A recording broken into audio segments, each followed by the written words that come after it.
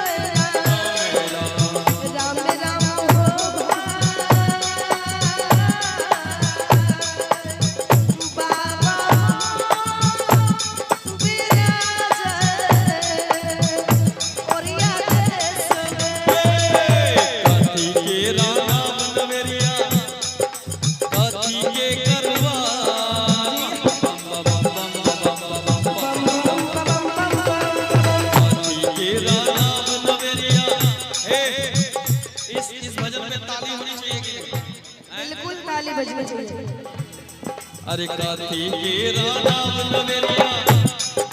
काथी के करवार कौने लाला के बनहारा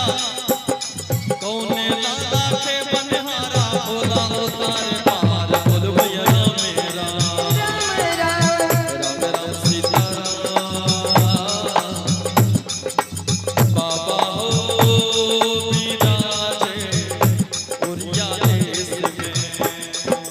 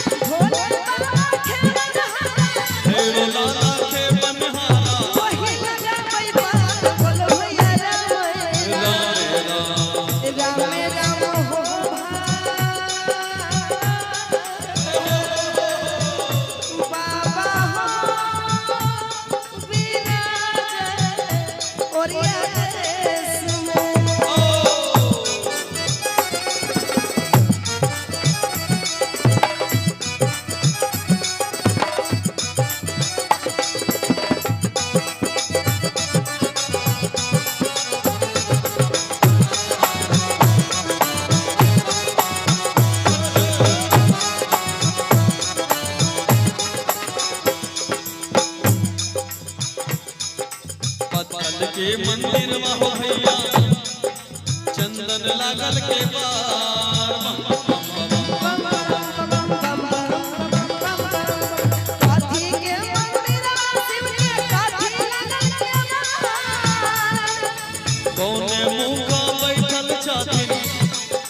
कौने मुंगा बैठल छथिन दानी सरकार बोलो भैया मेरा राम राम सीता बाबा हो